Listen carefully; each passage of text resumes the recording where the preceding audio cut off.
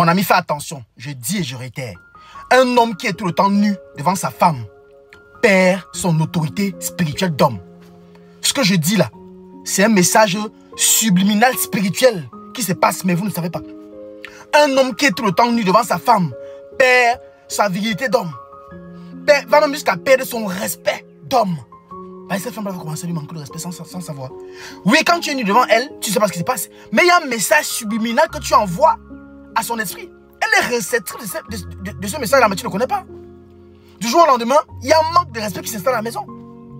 Un homme qui est tout le temps nu devant sa femme, il perd même ce qu'on appelle le pouvoir de déclaration sur elle. Oui.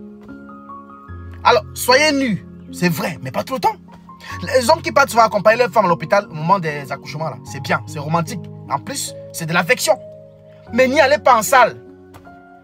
Les choses des occidentaux, là, que vous voulez copier, là, ça détruit le foyer africain. Allez en salle, même si vous êtes en salle d'accouchement. C'est pas bien pour un homme de regarder, de voir comment sa femme s'écarte pour qu'un bébé sorte. Ça veut dire que c'est beau, c'est tout, mais ça te détruit quelque chose. Il y a un truc que tu perds à partir de ce jour-là. Particulièrement à ta femme.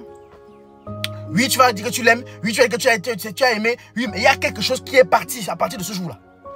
Vous allez rester ensemble par habitude. Il y a un truc de... Va à l'hôpital au moment où tu sais qu'elle sort. Reviens après, mon ami. N'assistez pas à ce genre de choses. C'est traumatisant pour toi. Ça peut même te faire...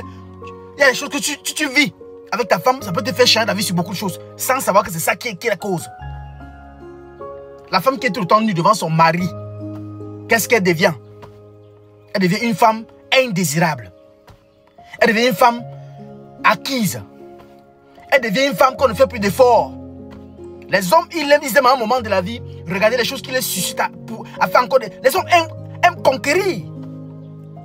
Les hommes sont de grands conquérants. C'est pour ça qu'ils aiment draguer à tort et à travers. Ils pensent que pourquoi les hommes trompent même pour rien. Il a une femme qu'il aime bien, mais il surtout doit la tromper parce que les hommes aiment conquérir. Mais est-ce qu'à la maison, ton mari te conquiert toujours? Ça, c'est un message spirituel que j'envoie. C'est pas les affaires de « Ah non, on est nu, on est bien ». Oui, il faut être souvent nu, mais ne le faites pas trop. Soyez nu de temps en temps, mais pas tout le temps. Dormez 1, 2, 3 fois par semaine nu, mais il y a des jours où vous devez vous habiller. Mettez les petits kilos pour dormir. Oui, en Afrique, on dit que la femme ne doit jamais s'habiller quand elle se couche parce que l'homme peut avoir besoin tout le temps. Mais il y a des moments où tu peux mettre une petite culotte. Sexy par exemple. Pour susciter quelque chose de plus la nuit. Une conquête encore, une découverte. Si vous êtes tout le temps nu, c'est dangereux pour vous deux. Un couple qui réussit. Vous pensez que pourquoi est-ce que... Regardez dans les couples. Je vous dis quelque chose. Vous êtes ensemble, vous voyez. Quand vous voyez, vous entretenez des rapports constants. Mais à partir du moment où vous commencez à habiter ensemble, vous allez vous diminuer. Vous commencez d'abord par une fois tous les jours. Après une fois tous les 2 jours. Après une fois tous les 3 jours. Une fois tous les 1 semaine. Après ça devient une fois par mois. Qu'est-ce qui se passe? Parce que vous êtes déjà habitué trop à vous voir nus. C'est l'excitation qui sortait. L'engouement qui sortait avant, quand elle venait, elle partait, il n'y a plus. Parce qu'elle venait habillée, tu la voyais, tu avais envie de la déshabiller.